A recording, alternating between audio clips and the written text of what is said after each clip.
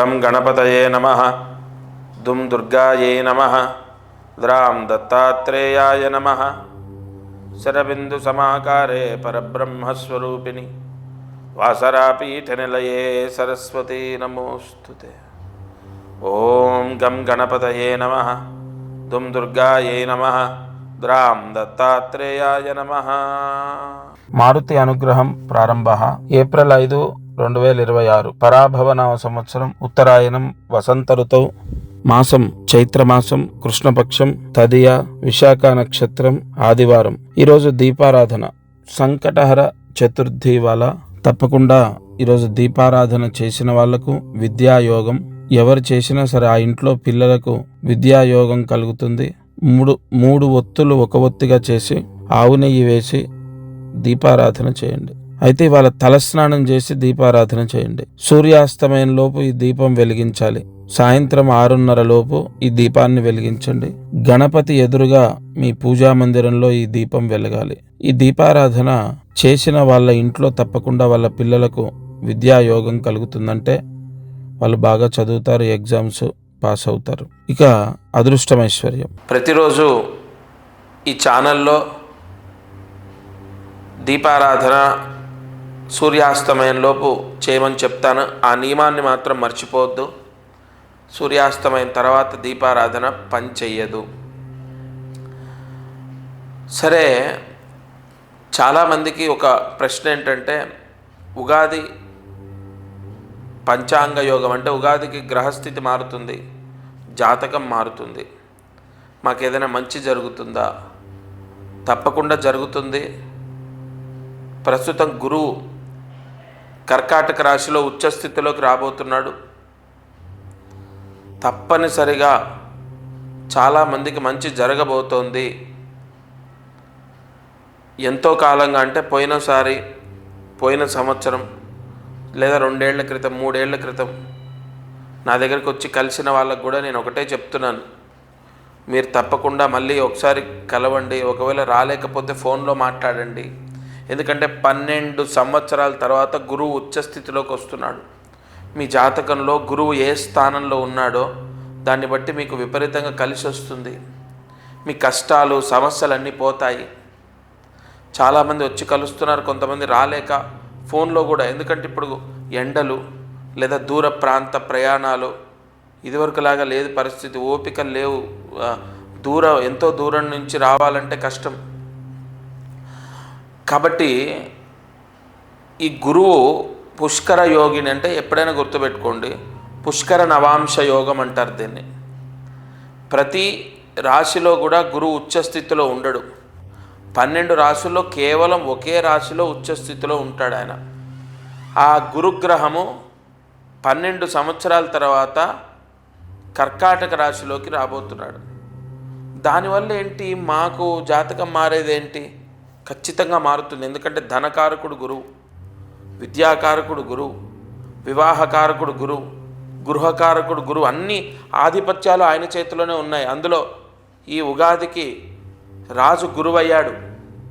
కాబట్టి తప్పనిసరిగా ఎవరైతే వాళ్ళ జాతకాన్ని మళ్ళీ చూపిస్తారో, గతంలో 2 ఏళ్ల క్రితం 3 ఏళ్ల క్రితం లేదా 1 సంవత్సరం క్రితం 6 నెలల క్రితం లేదా ఒక 2 సంవత్సరాల క్రితం జాతకం చూయించిన వాళ్ళు కూడా మళ్ళీ ఒకసారి రీచెక్ చేయమని ఎందుకు చెప్తానంటే, ఏమండి, నా ప్రయోజనం కోసం నేను ఎప్పుడూ చెప్పను. ఇది దత్తక్షేత్రం, దత్తపీఠంలో కూర్చొని మాట్లాడుతున్నా. ఏది చెప్పినా అది 100% ఖచ్చితంగా మీ మంచికే. ఒకరిద్దరికి ఆలస్యం అవ్వచ్చు ఫలితం, కానీ నా దగ్గరకు వచ్చిన చాలామందికి వాళ్ళ కష్టాలు తీరుతున్నాయి. ఎలా చెప్తున్నాను, ఏ బలంతో చెప్తున్నాను? వాళ్ళ జాతకంలో గురువు శని లగ్నం ఏంటి, గురువు శనుల యొక్క బలం ఎలా ఉంది అన్న చూసుకొనే. శని చెడు చేస్తాడు, గురువు మంచి చేస్తాడు. ఇప్పుడు గురువుకి విపరీతమైన ఆధిపత్యాలు వచ్చాయి, గురువుకి విపరీతమైన బలాలు వచ్చాయి. మీకు అర్థమయ్యేటట్టు చెప్పాలంటే చాలా మంచివాడు, మన దేశాన్ని పరిపాలించే వ్యక్తి అయ్యాడు అనుకోండి, మన దేశానికి లోటు ఉండదు.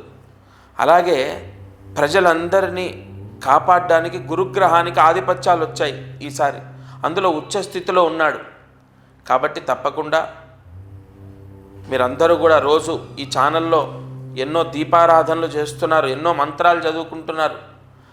అయినప్పటికీ కూడా నేను దీపారాధన చేసి మంత్రాలు చదువుకుంటే మీ కష్టాలు తీరిపోయాయి అంటే మీరేం నా దగ్గర రావక్కర్లే, జాతకం చూయించక్కర్లే.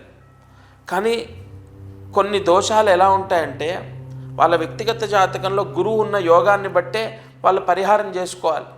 ఒకవేళ రోజు దీపారాధన చేసినా లేదు దీపారాధన అలాగే మంత్రాలు చదువుకున్నా అయినా కూడా మా కష్టం తీరట్లేదు, అబ్బాయి గురించి లేదా అమ్మాయి గురించి లేదా భర్త గురించి లేదా భార్య గురించి లేదా కుటుంబ పరిస్థితులు లేదా ఉద్యోగం లేదా ఆర్థిక యోగం, ధనయోగం లేదా అప్పులు, వివాహము, విదేశీ యోగము, ఉద్యోగము, విదేశాల్లో వీసా స్థిరంగా ఉండడం, ఇలా ఒకటి కాదు అనేక కోరికలు కోరుతూ ఉంటారు భగవంతుణ్ణి. పిల్లల పెళ్ళిళ్ళని, పిల్లల చదువులని, చెప్పిన మాట వినాలని, వాళ్ళ జీవితాలేంటి, నాకేం కలిసి రావట్లే, నాకు డబ్బు రావట్లే, చేతిలో డబ్బు నిలబడట్లే, ఉద్యోగం, వ్యాపారం, ఇలా అనేక కోరికలు. ఈ దీపారాధన చేస్తున్నప్పటికీ లేదా ప్రతిరోజు మంత్రం చదువుకుంటున్నప్పటికీ మన కష్టాలు తీరకపోతే అప్పుడు మీరు మీ జాతకాన్ని చూపించండి. డైరెక్ట్ వచ్చి కలవండి, లేదా ఫోన్లో మీరు మీ జాతకాన్ని నాకు ఇవ్వండి. ఇంకొకటి ఎవరో నేనేదో జాతకం రాసేసి ఇక్కడ ఉన్న బ్రాహ్మణులతోనో శిష్యులతోనో మాట్లాడిచ్చేది ఉండదు. నేనే స్వయంగా మీతో మాట్లాడతాను. ఇక్కడ ఇది చాలా ముఖ్యమైన పాయింట్. ఎందుకంటే ఏ వ్యక్తి అయితే తన బాధ చెప్తున్నాడో స్వయంగా గురువు వినాలి, గురువు స్వయంగా జాతకం రాయాలి. అప్పుడే ఖచ్చితమైన పరిష్కారం ఆ భగవంతుడు ప్రసాదిస్తాడు. ప్రతిరోజు దత్త మహామంత్రాన్ని ఉపాసన చేస్తున్నాను కాబట్టి నేనే స్వయంగా మీతో మాట్లాడి దానికి ఏ సమస్య ఉంది, దానికి ఏ పరిహారం చేసుకోవాలన్న ప్రాయశ్చిత్తాలు ఎన్నో ఉంటాయి. నాగశాస్త్రంలో, పరాశర జ్యోతిష్య శాస్త్రంలో ఎన్నో అద్భుతమైన పరిహారాలు ఉన్నాయి. గురువుని ఆధారంగా తీసుకొని ఆ పరిహారాలు మీకు చెప్తాను, మీరు ఆచరించండి, తప్పకుండా శుభం జరుగుతుంది. ఈరోజు కార్యసిద్ధి మంత్రాన్ని జాగ్రత్తగా రాసుకోండి. ఓం గం క్లీం గౌరీ గణపతయే నమః. ఓం గం క్లీం గౌరీ గణపతయే నమః. ఓం గం క్లీం గౌరీ గణపతయే నమః. ఈ మంత్రం 6 సార్లు రాయాలి, 108 మార్లు జపించాలి. చాలామంది చేసిన పరిహారాలు అంటే మంత్రం రాసిన పుస్తకాలు ఏం చేయాలి, ఆ పుస్తకాలు పూర్తవుతే ఇంట్లో బీరువాలో దాచాలి.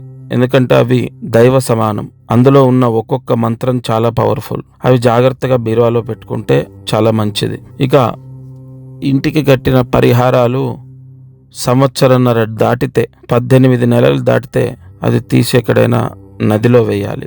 ఈ మంత్రాన్ని 6 సార్లు రాసి ఉదయం, మధ్యాహ్నం లేదా రాత్రి పడుకునే లోపు 108 మార్లు జపించండి. ఎవరింట్లో అయినా పిల్లలు మొండితనం ఉంటే పోతుంది.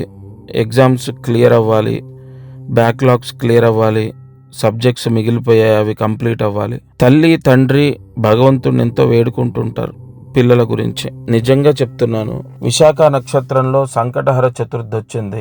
తప్పకుండా ఎవరు ఈ మంత్రాన్ని పిల్లలు చదువుకుంటే వాళ్ళకి చాలా మంచిది. వాళ్ళు చేయకపోతే వాళ్ళ తల్లిదండ్రులు చేస్తే మంచిది. తప్పకుండా ఈ మంత్రాన్ని ఈరోజు రాత్రి పడుకునే లోపు చదువుకోండి. ఇక మీరు ప్రతిరోజు ఈ కార్యక్రమాన్ని చూస్తున్నారు, ఫాలో అవుతున్నారు, చాలా సంతోషం. మీకు తెలిసిన వాళ్ళు, బంధువులు, స్నేహితులు, బంధుమిత్రాదులు ఎవరైనా సమస్యలు ఉంటే, చికాకులు ఉంటే వాళ్ళని చూడమని చెప్పండి. ఎందుకంటే ఎవరి కష్టం ఎప్పుడు ఏ సమస్య అంటే ఎవరికి ఏ రోజు పరిష్కారం ఇందులో భగవంతుడు నాతో చెప్పిస్తాడో. ఇప్పుడు పిల్లలకు ఉద్యోగం అని ఒక సమస్య చెప్పాను, లేదా పిల్లలు మారాలని ఒకటి చెప్పాను, లేదా పెళ్ళిళ్ళు అవ్వాలని ఒకటి చెప్పాను. ఒక్కొక్కరిది ఒక్కొక్క సమస్య, ఒక కుటుంబంలో ఒక సమస్య, ఒక కుటుంబంలో ఒక సమస్య. కాబట్టి మీరు ప్రతిరోజు ఈ ఛానల్లో ఈ కార్యక్రమాన్ని మీరు వీక్షించడమే కాదు, ఎవరన్నా, నేను అందరికీ ప్రమోట్ చేయమని నేనేం చెప్పనండి. నా వాళ్ళు నన్ను ఎప్పుడూ నమ్ముతారు, దత్తాత్రేయుడు వాళ్ళని ఎప్పుడూ కాపాడుతాడు. మీరు బాగా నమ్మిన వాళ్ళు, మీ స్నేహితులు లేదా మీ బంధుమిత్రాదులు ఉంటారు కదా, వాళ్ళ మంచి కూడా మీరు కోరుతారు కదా. కాబట్టి వాళ్ళని చూడమనండి. కొన్ని విన్నా చూసినా పుణ్యమే.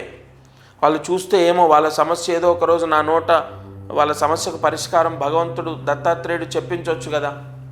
తప్పకుండా ప్రతిరోజు నేను చెప్పే దీపారాధన, అలాగే చదువుకునే మంత్రం కానీ లేదా మిగతా ఇతరత్ర పరిహారాలు ప్రాయశ్చిత్తాలు కానీ మీరు ఆచరిస్తున్నారు, అది మీకు ఎంతో ఎంతో యోగం. ఇంకోటి కన్ఫామ్గా చెప్పేది ఏంటంటే, తప్పకుండా మీరు చేసే ఈ పుణ్యకర్మ, ఈ సత్కర్మ, ఇది ఎంతో ఫలితాన్ని ఇస్తుంది. దానం అవ్వచ్చు, జపం అవ్వచ్చు, లేదా మీరు చేసుకునేటటువంటి దీపారాధన అవ్వచ్చు. కన్ఫామ్గా ముందు మీకు ఏం చేస్తుందో తెలుసా, మీ కష్టము విముక్తి అవ్వడానికి ఒక పుణ్యాన్ని మీకు ఏర్పరుస్తుంది. ఆ ఇంట్లో ఒక పాజిటివ్ ఫలితం వస్తుంది. అది అద్దిల్లు కానీ సొంతిల్లు కానీ పూర్తిగా కర్మదోషాన్ని జయించి, కర్మదోషం కర్మపీడ తొలగిపోయి ఒక పాజిటివ్ ఫలితం అనేది స్టార్ట్ అవుతుంది. తప్పకుండా ప్రతిరోజు ఈ కార్యక్రమాన్ని మీరు చేస్తున్నారంటే కన్ఫామ్గా మీకు పరిపూర్ణ దత్తానుగ్రహం ఉంది కాబట్టే చేస్తున్నారు. నేను ఎన్నోసార్లు నేను ప్రశ్న వేసుకుంటే ఎన్నోసార్లు సమాధానం చెప్పాడు దత్తాత్రేయుడు. ఈ కార్యక్రమం అనేది కన్ఫామ్గా దత్త సంకల్పం. ప్రతిరోజు వీక్షించండి, ఇందులో నేను చెప్పిన పరిహారాలు ఆచరించండి, రక్షింపబడతారు. తప్పక మీకు తెలిసిన వాళ్ళకి ఏదైనా కష్టం ఉంది అన్నా కూడా ఈ కార్యక్రమాన్ని చూడమని చెప్పండి. ఇది ఇవాల్టి మారుతి అనుగ్రహం కార్యక్రమం.